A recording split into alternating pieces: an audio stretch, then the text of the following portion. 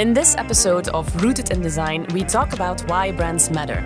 We want to deep dive in the power of brands in a world as product-focused as wood veneer. Rooted in connection. Rooted in design. Rooted in nature. Rooted in craftsmanship. Rooted in innovation. Join us and explore the spirit of wood. Welcome to Rooted In, a Decospan podcast. Hello. Nice to have you in this episode, Rooted in Design today. I'll start with introducing you. We have here together Dora Gasia, Head of Marketing Communication at CRAS. Yes. And also Benoit van Elst, who is our Sales Director of Europe at Decospan.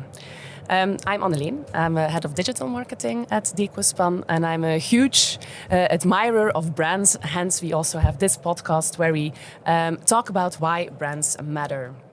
Now, I already introduced you shortly, but let's deep dive into it a little bit more. Mm-hmm. Dora, you are now responsible for marketing communication at CRAS, but what was your path before that? I have a career in agencies behind me. I ran my own agency for a few years and I sold it in 2023. And the idea was really, I had the agency life behind me and now I wanted to switch to the corporate or the client side of marketing. Yeah. And I discovered CRAS because my husband works there. Oh, okay. I was there on a very temporary assignment, but they couldn't get rid of me. Okay. And he's also in marketing? Or? He's in IT. Ooh. Yeah. It's an interesting combination, IT and marketing. Thank you. Okay, Benoit, you're a sales director at Decospan. You're already working for a couple of years at Decospan. Yeah, Can you tell us a little bit more about your experiences? So I work in the summer, it will be 5 years. 5 years. Before that, I worked 6 years at Anneleen. Okay. So let's say in the same sector of decorative materials. And before that, I did something completely different. I come from consultancy. But very happy to work in the industry because it's a constant evolving industry. So yeah.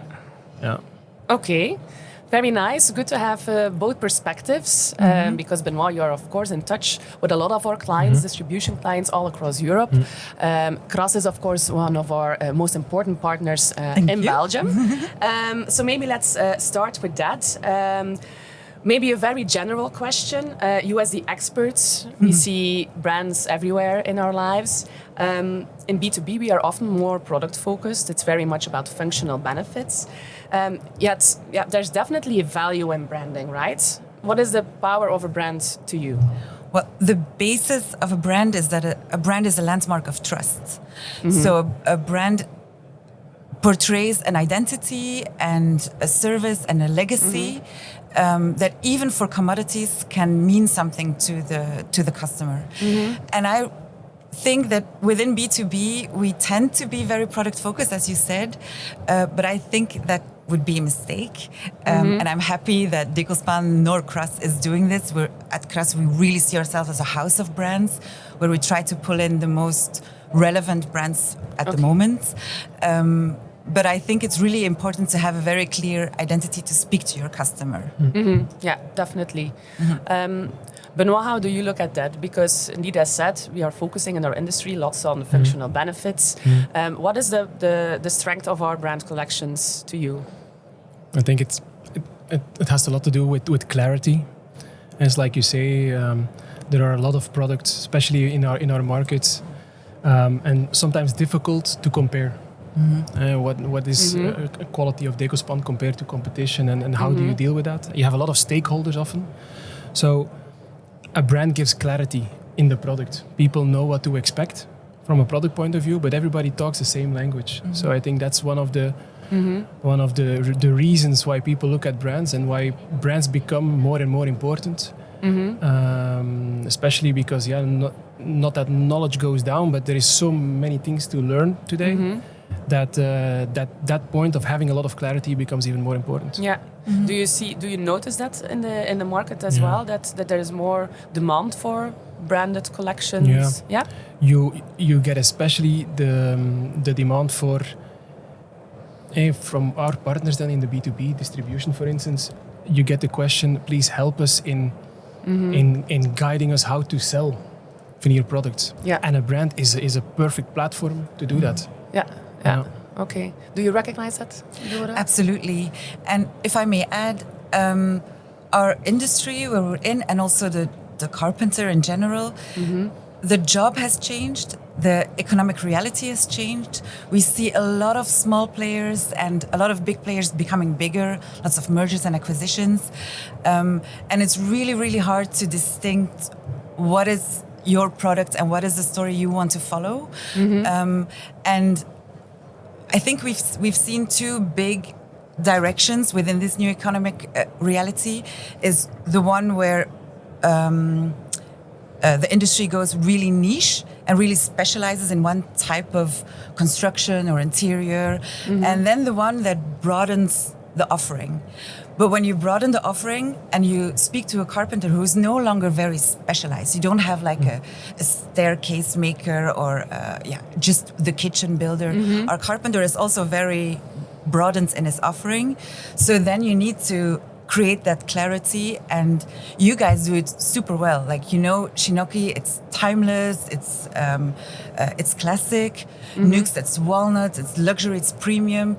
You really create that clarity for any carpenter doing any type of job. Yeah. I'm very happy that you're already mentioning our brands, Shinnoki and Nux indeed. Benoit, Shinnoki is our star brand, let's say. Is it clear also for clients what the key USPs are? Shinnoki is our star brand, and is especially the brand for the future, because we basically give answers to a changing, like you say, Dora, to a changing market. The young, not only the younger, but the carpenter. The evolution is towards more. How can I say? There are alternative products. Laminates, melamines. They become better and better, and so that also comes with a certain perception, or a certain people expect certain things, and they expect that veneer is as easy as a melamine, which is of course not the case, but with Shinnoki it is the case. With Shinnoki you can basically say you are used to working with the other products. We do the same, but it's veneer, and so that's why for us Shinnoki is our main brand, because that's the one that will guide carpenters along the way as this trend is becoming bigger and bigger, and we see that also in Europe. Some countries are, let's say, a bit more conservative in that, but it's a timing thing. Sooner or later, everybody switches to more pre-finished things. So Shinnoki brings that easiness of working with veneer, and also you get, and that's also something that you see in the market. Like I said before, let's say a melamine is always the right thing. In a way, it's always the exact same color and so on. And this is a natural product, you don't have that. Yes. And so people expect certain consistency more and more. And that's what you get with Shinnoki as we finish the whole product. So the carpenters don't need to do anything anymore. So we boost that consistency. So that's why Shinnoki is, I think, more and more important. Okay. We now had a deep dive already on Shinnoki, but of course, Dora, you are collaborating with lots of companies and lots of brands. Do you see actually any shifts in the latest years on how brands are promoted, or any other things that are remarkable in that context? No, not really. No. We've had a big digital shift in the past decade that withstands, although you notice that channels like social media, for instance, either you go all in and you really get with the social media trends, or otherwise it tends to become a little less relevant, but it's always the same. When it's marketing, when it's telling your story, it's finding the right channel and being able to tell your story. There is not a big shift in how you do it. I think the bigger shift is the fact that all these small brands start to exist next to each other, the way you also do it at Decospan. We see it at CRAS also. We have very specific brands for construction, for instance, or very specific brands like Astrata for acoustics. And less the big brands who try to claim very different segments of the market. Okay. You talk about storytelling. I think that's also an interesting part, of course, of branding. Is that something that you also see with lots of brands that you are working with as something that evolved? Is everyone as good in storytelling? No, definitely not. And certainly not in B2B. Yeah, exactly. There are big differences, and I think we can learn a lot from what's happening in B2C marketing. Exactly. In terms of storytelling. And of course, the story has to be there. I think the reason why CRAS and Decospan match as well is because wood is really at the core of our DNA. So the storytelling is very much aligned.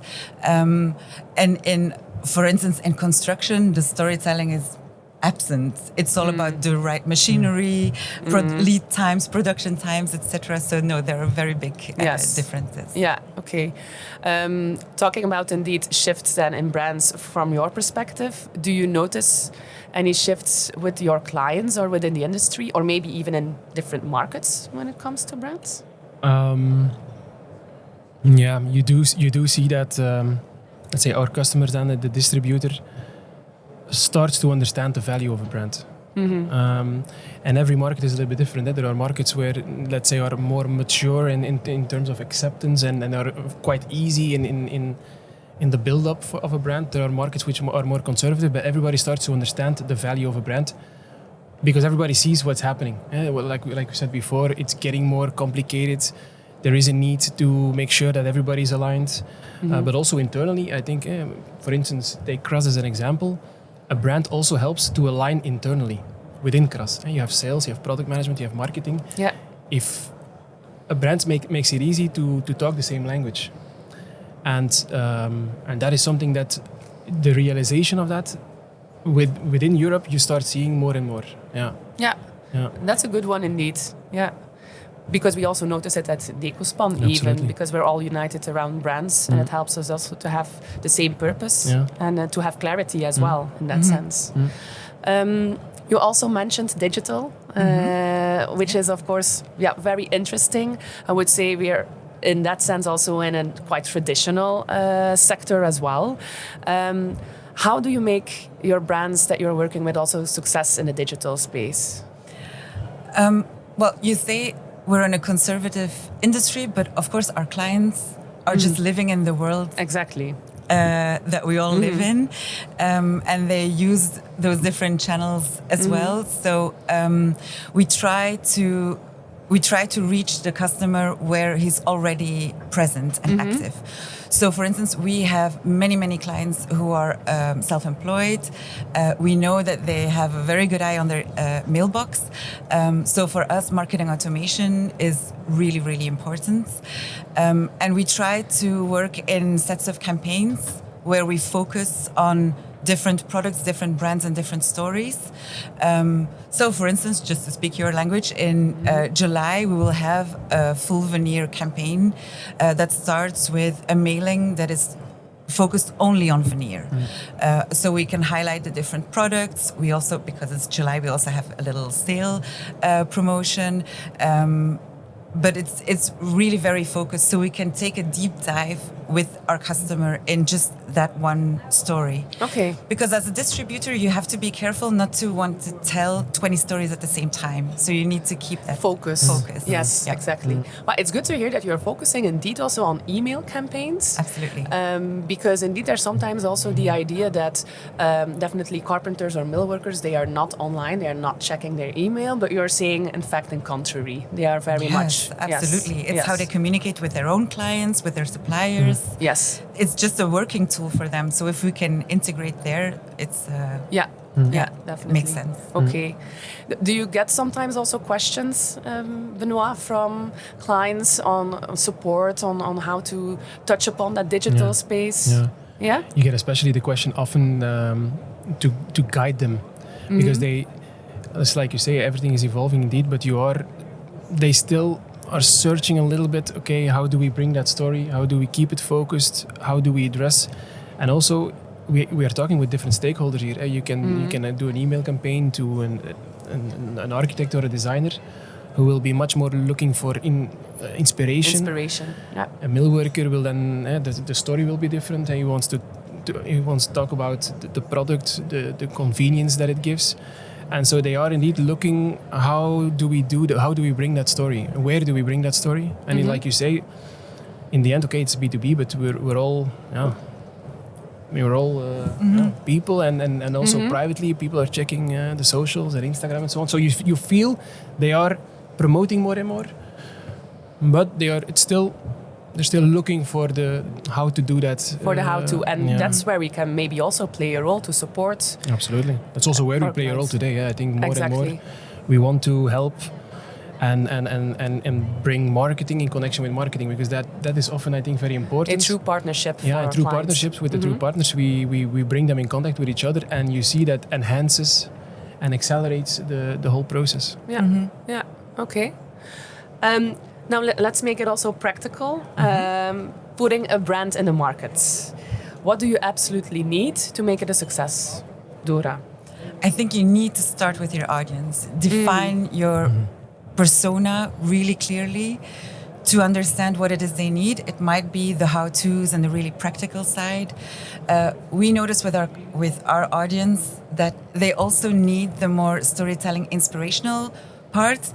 Maybe not because they're highly interested, but because their clients are very interested. Yes. So if you talk about Nordis, for instance, you can talk about the Scandinavian trends and the minimalism, etc.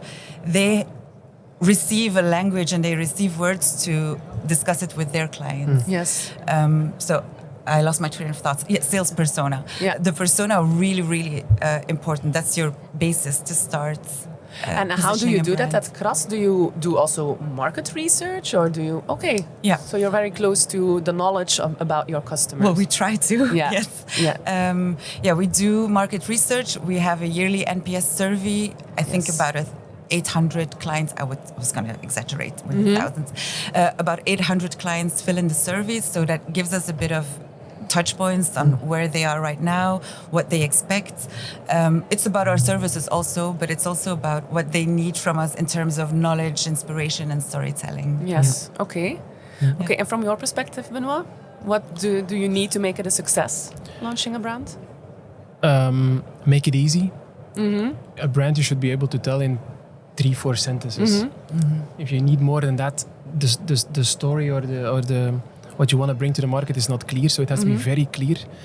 Don't overpromise. That's also important, because if you bring some and you promise a lot of things, then you see the samples and it's not the same as what. So don't overpromise, and be truthful. I would say make it as real as you can be. That's definitely one you need to take into account. Be truthful, authentic. Yeah, absolutely. And staying close to your customers. Very nice tips to follow. We're already at the end of our podcast. Time flies, but I have a final... you can always share with Dora if you still want to share extra. A final question, maybe Benoit, as an end question. We were talking about brands, and of course we're always talking about wood veneer, but what is your favorite brand aside from wood veneer? Oof. I like the brand Patagonia. Okay.